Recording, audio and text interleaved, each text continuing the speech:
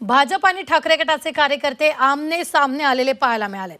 नारळी पौर्णिमेनिमित्त कुडाळ शहरात भाजप आणि शिवसेना ठाकरे गटाकडून वेगवेगळ्या रॅलीचं आयोजन करण्यात आलं होतं। या दोन्ही पक्षाच्या रॅली ठाकरे गटाच्या कार्यालयांकडे येताच वाहतूक कोंडी झाली। यातच भाजप कार्यकर्त्यांनी फटाके फोडून जल्लोष केला। त्यामुळे दोन्ही पक्षाचे कार्यकर्ते आमने सामने आले आणि जोरदार घोषणाबाजी करण्यात आली। पोलिसांनी तातडीने घटनास्थळी धाव घेत परिस्थिती नियंत्रणात आणलेली आहे।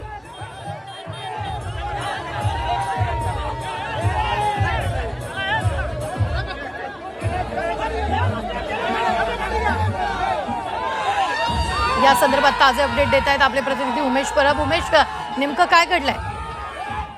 आज सिंधुदुर्ग जिल्ह्यात नारळी पौर्णिमेचा उत्सव आहे, तो अगदी मोठ्या उत्साहात साजरा होत असताना या सिंधुदुर्ग जिल्ह्यातील प्रत्येक शहरामध्ये विविध पक्षांकडनं असतील, विविध संघटनांकडनं ज्या आहेत त्या रॅली काढण्यात येतात। आणि अशातच कुडाळमध्ये भाजपा आणि उद्धव बाळासाहेब ठाकरे पक्षाचे कार्यकर्त्यांच्या वेगवेगळ्या रॅली होत्या।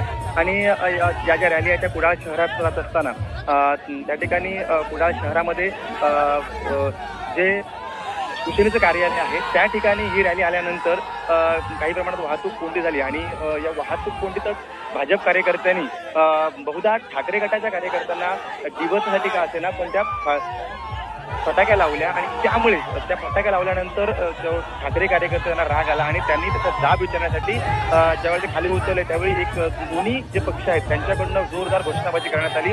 आणि त्या घोषणाबाजीचं रूपांतर हे जे आहे ते थोडंसं बाचाबाचीमध्ये आणि थोडंसं अमरातुमरीत झालं। मात्र त्या ठिकाणी दृष्टीने पोलीस बंदोबस्त होता, पोलिसांनी लागलीच त्या ठिकाणी मध्यस्थी करत दोन्ही पक्षाच्या कार्यकर्त्यांना बाजूला केलं आणि जो तणाव होता तो त्या ठिकाणी थोडासा दूर केला। मात्र अजूनही या संपूर्ण प्रकारची चर्चा जी आहे ती सिंधुदुर्ग जिल्ह्यात रंगली जाते आणि काही प्रमाणात कुडाळमध्ये जे आहे तो तणाव पाहायला मिळतोय। आणि आता ठिकठिकाणी सध्याच्या घडीला पोलीस जे आहेत त्याचा तैनात करण्यात आलेला आहे। निश्चितच उमेश, धन्यवाद ताजे अपडेट देण्यासाठी। आणि एक्सक्लुझिव्ह अशी दृश्य आपण सध्या स्क्रीनवर पाहतोय। सिंधुदुर्गच्या कुडाळमधील रॅलीतील ही घटना आहे।